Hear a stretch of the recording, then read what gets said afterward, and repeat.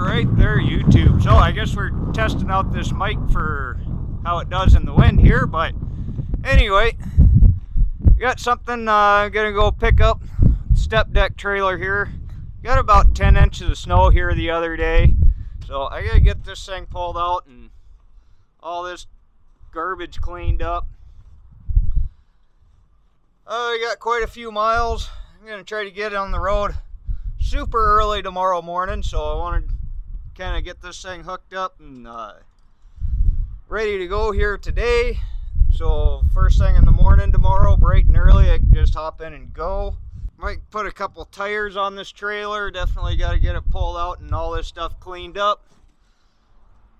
So let's get to it. So let's get old Red warming up here.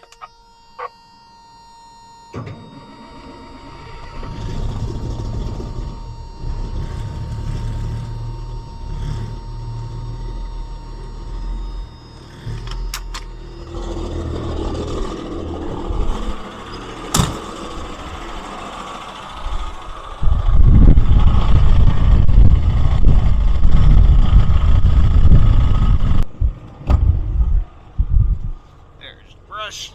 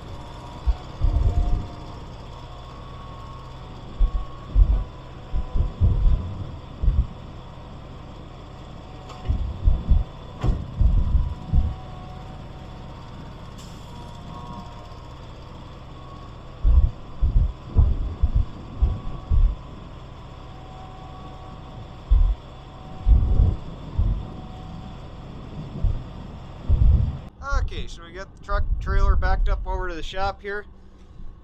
Now, all these tires have plenty good enough tread on them, but I think there's 3 tires on this trailer. See, there's a little bit of weather checking in them. This one's a recap to start with. This inside one, and there's one outside on the other side. So I think I'm gonna just go ahead and put a pair of brand new tires here.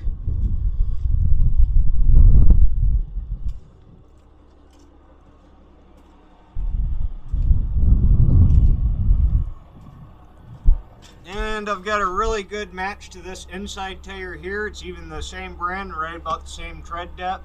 So we'll take this outside one off here that's got some weather checking, and we'll throw a used one on here. Other than that, I think the rest of these tires look pretty darn good.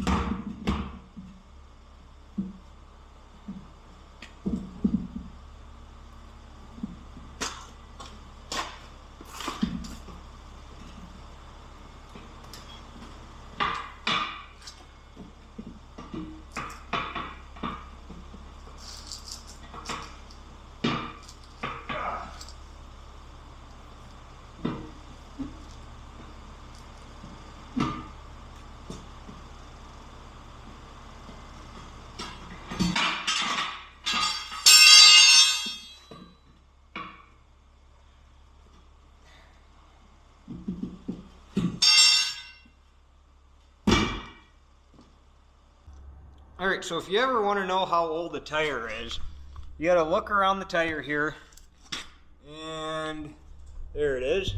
You got a 4-digit date code on there. See, this one's 3418. That means that this tire was made the 34th week of 2018. So this is a used tire that I'm replacing this one with. The inside tire has a date code of 2013, that's getting up there, you know, about 10 years old, about as long as you want to run a tire. But this tire here that we took off, see, where did the date code go on this one? There it is, 28th week of 2004. So this tire most definitely needed to go. You got a much better tire. This is a used tire off my pusher axle. We're gonna run that out on this trailer here. All right, so we're on to the other side here now. And I wasn't even gonna record this side, but I really wanna get the air out of this tire just as quickly as I possibly can. Look at the Grand Canyon in this thing.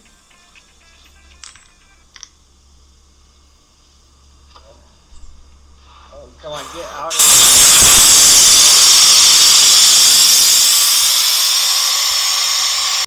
Okay, so we got all the air safely out of this tire. This crack did close up some, so we got the air out. But found the date code on this one, 39th week of year 2000. So this tire is nearly 23 years old, and that was just about to blow. I am very glad I decided to do this before I took this trip here. That actually got my heart racing a little bit, getting in here and getting that air out of that tire, because that thing was just about to go. That would most definitely would not have made this trip. So I got 2 brand new tires here, manufactured the 44th week of 2022.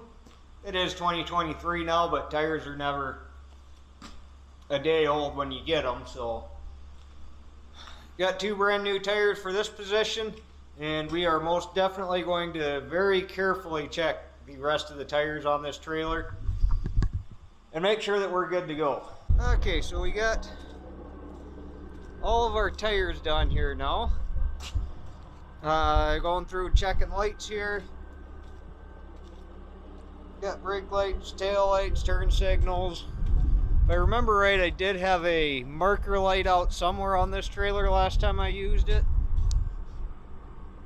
Looks like that one. Yeah, that one's working. We do got a couple scales that we're going to go through on this trip, so we definitely want to make sure everything's all up to snuff here. So yeah, this one marker light's out. We'll get that taken care of.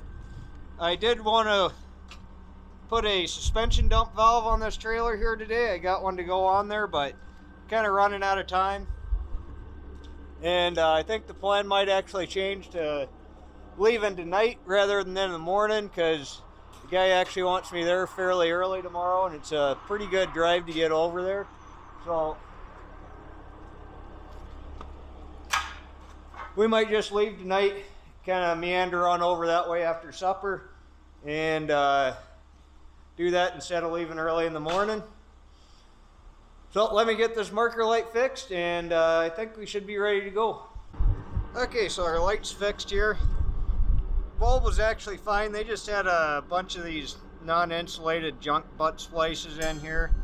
So I just cut that nonsense out and put in a new pigtail from Parts Am, and we are working good. By the way, after I posted the last video where I had installed some stuff from Parts Am, they actually gave me a discount code that you guys can use. So if you guys are needing any lights, you know, basically they got everything under the sun. Partsam.com, be a discount code here. You guys can use that. I think it's I'll put down here what your discount amount is for using that code. But yeah, those guys were nice enough to give us a discount code for you guys, and definitely really appreciate that. So be sure to check that out. And we're gonna go have some supper with the wife here, and next time you see me, we're gonna be on the road.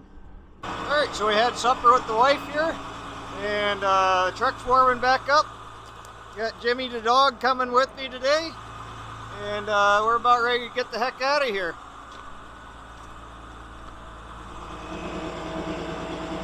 I don't know that there's gonna be a whole lot to see out here tonight, because it's, well, dark out, but we're gonna load up, get rolling.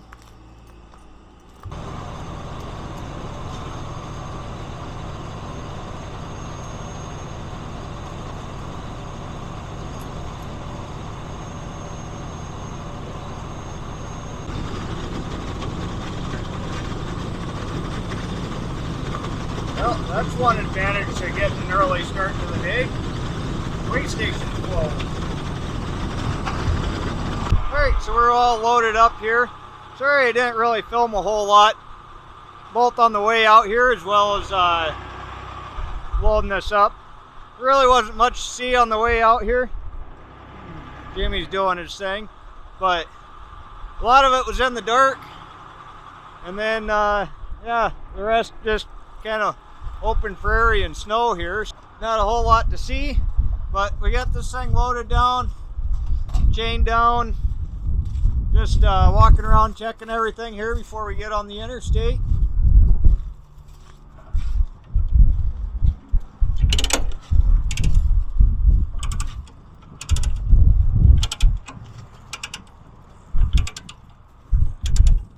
That boomer came a little loose, so good thing we're checking.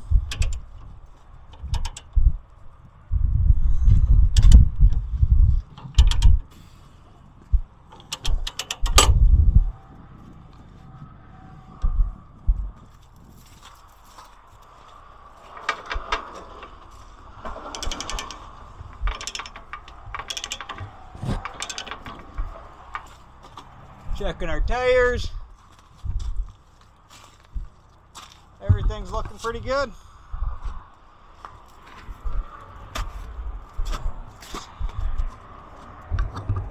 So yeah, it's kind of hard to show you guys a whole awful lot up there on the trailer. So we're going to go ahead and get on the interstate here and start making our way home. Oh yeah, this thing just cruising on down the road. There's still a loader back there on the trailer.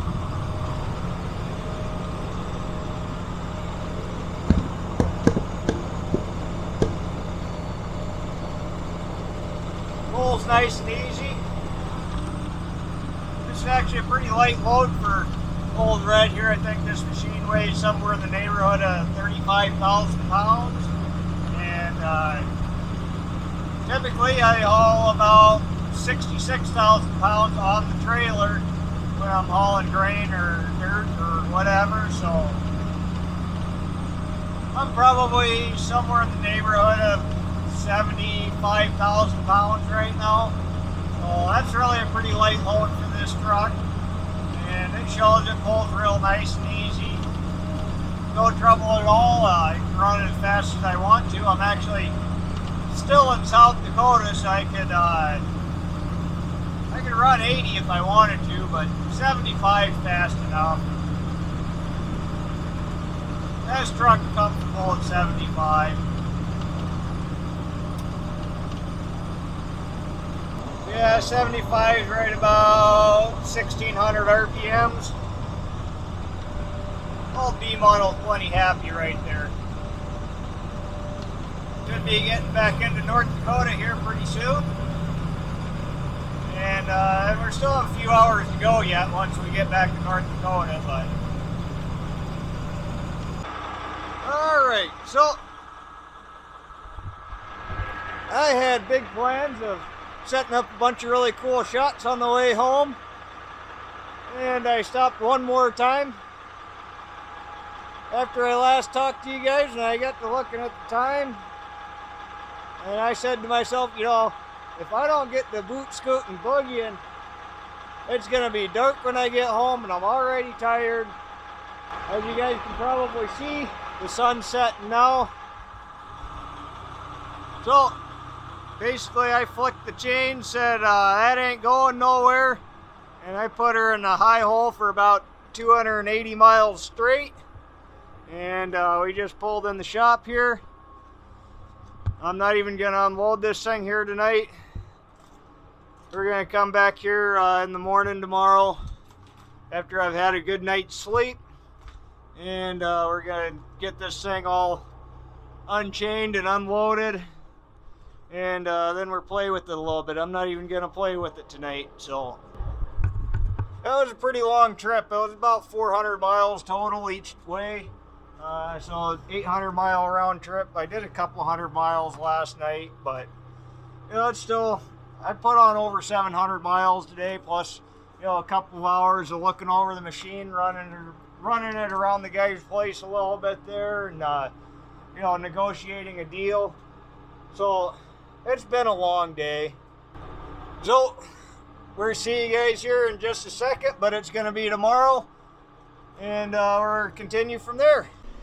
Alright, so it's the next morning here, and we're going to get this machine unloaded. I did try to crank it over here once already this morning. She spun over kind of slow. The guy did say that it's a bit cold-blooded. You're going to have it plugged in if it's cold out. And Obviously, by the white stuff falling from the sky, it's not warm out, so we went ahead and I threw the truck generator over here, threw the block heater on, went ahead and threw a battery charger on it, and I left the door open, so we're filling the inside with snow. But gonna go ahead and get Old Red fired up. Old Red's faithful, gonna fire right up. But we're gonna want to pull this truck ahead a little bit to unload here anyway, so get Old Red fired up and warming up here.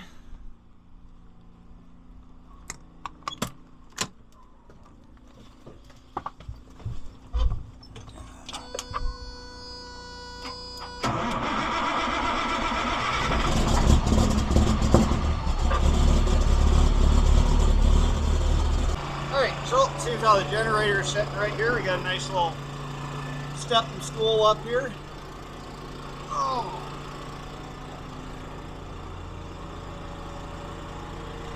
Got a little tractor crack sitting right here, so I'm gonna guess we're gonna probably need this.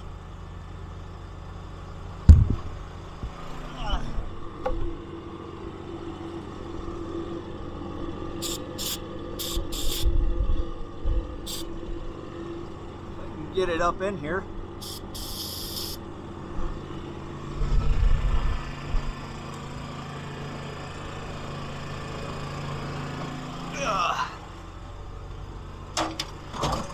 Alright, let's see what this thing does.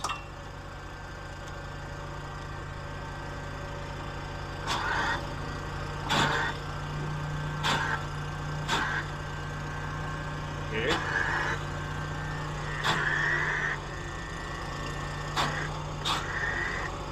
Why is the starter not engaging? There it goes. Oh. Oh.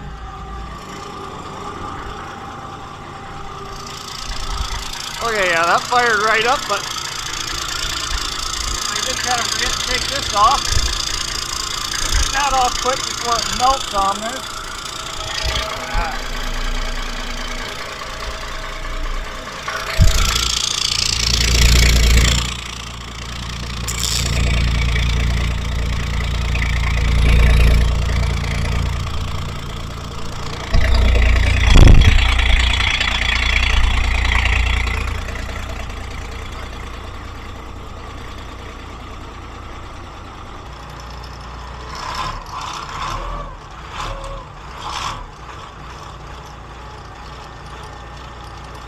So we're going to let this thing warm up a couple minutes here while we get ready to unload it.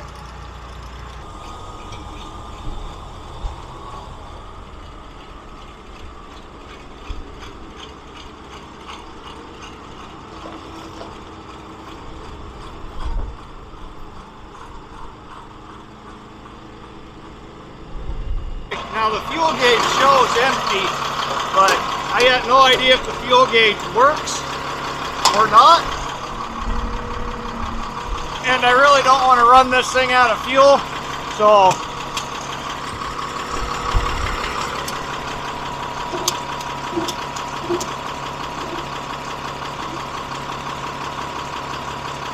let's go ahead and just fill it up with fuel, and that way at least we know we got fuel in it. We're not going to run it out.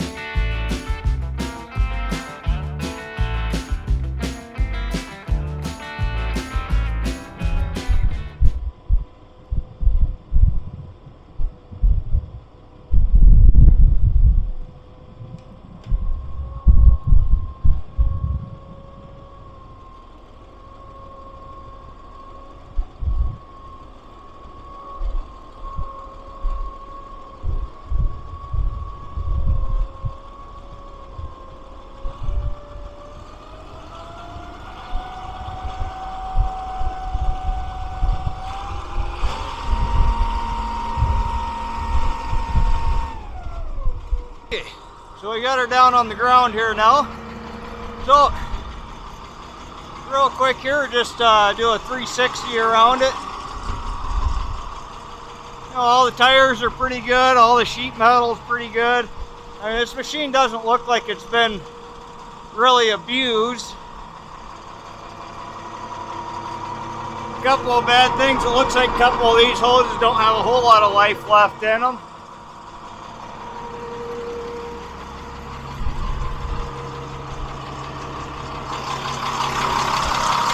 There's a hose oil line coming off the engine here that has a little bit of a drip to it. That's going to have to be addressed pretty quick.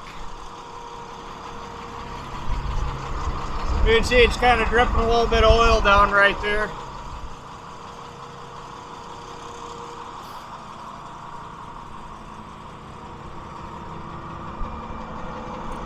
This lift cylinder here needs a packing redone in it. But all four tires are pretty good. Got a little bit of farmer hackery on this bucket here. It looks like they wore the cutting edge out down to where they were getting in the bucket here a little bit, and then they welded another cutting edge onto that cutting edge. So I mean, that's kind of stuff like that's kind of to be expected of a machine this age.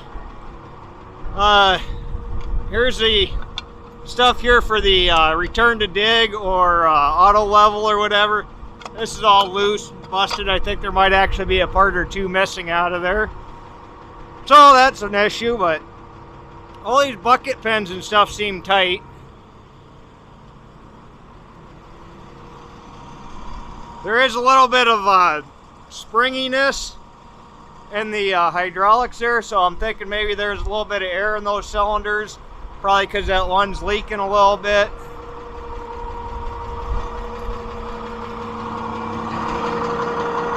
If you look down here, our bearing and everything for where this machine articulates, that all looks good. Our steering cylinders all look good. I mean, overall, you know, for a 1980 wheel loader, I mean, it doesn't look like it's been really abused or neglected. I mean, it's certainly got a few things that need a little attention, but come up here in the cab.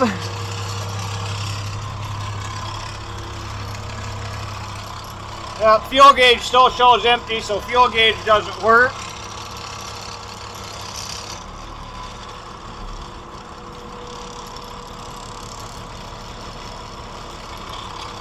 We got heater controls right out of a 1980 Ford pickup here. Let's see if our windshield wipers work. See, oh, no, doesn't pull. Let's see, twisting. Okay, that seems stuck. So no windshield wipers. The factory heater controls don't seem to do anything here.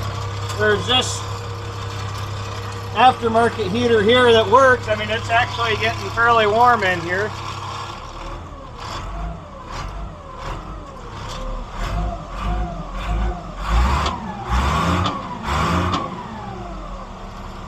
Engine sounds good.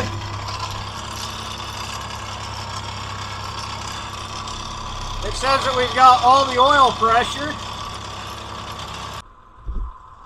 Well, I don't know how much I missed recording there. I went to go change camera angles here and I realized my camera wasn't even still recording, so anyway, we're gonna dig a little bit right here.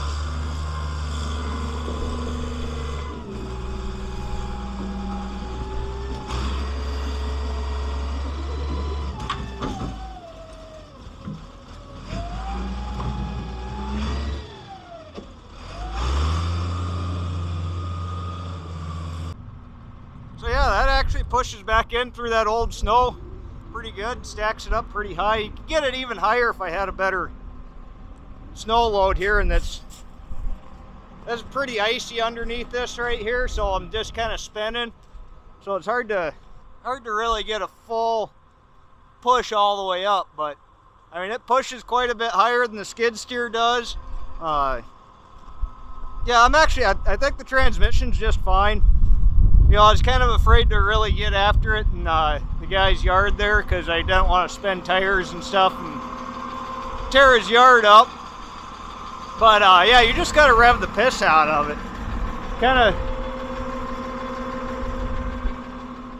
But yeah, once you get her revved up good, I mean, it's got power. Yeah, boy, this thing's a digging machine. Got this big snow pile pushed up, pushed back. You can see how deep I was cutting in here. Came from the side and pushed a bunch of this back that way. Yeah, no, I feel really good about this thing. This thing's running really good. Yeah, like I said, I kind of was a little iffy on the transmission at first, but yeah, you gotta get the RPMs up a little higher. You can't be afraid to give her with the go pedal there. But yeah, once you do that, she goes. I think we're gonna go ahead and we're gonna pull this up to the shop, probably put it inside here tonight. We're gonna fix that leaking hose here tomorrow. Yes, I have stopped to check the engine oil a couple of times, but yeah, we don't need to make a big giant oily mess around here. The shifter can use some adjustment. You kind of got to wiggle it a little bit, sometimes going into reverse to get it to drop in. Sometimes when it's in the neutral D10, it'll actually still be in forward, but that's not a big deal.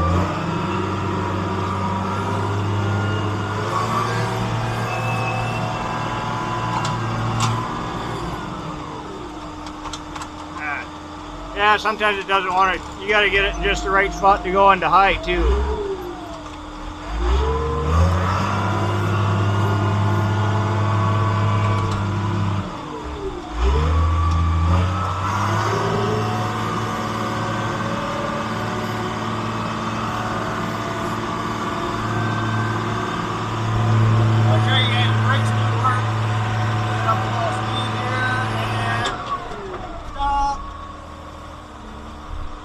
Brakes do work.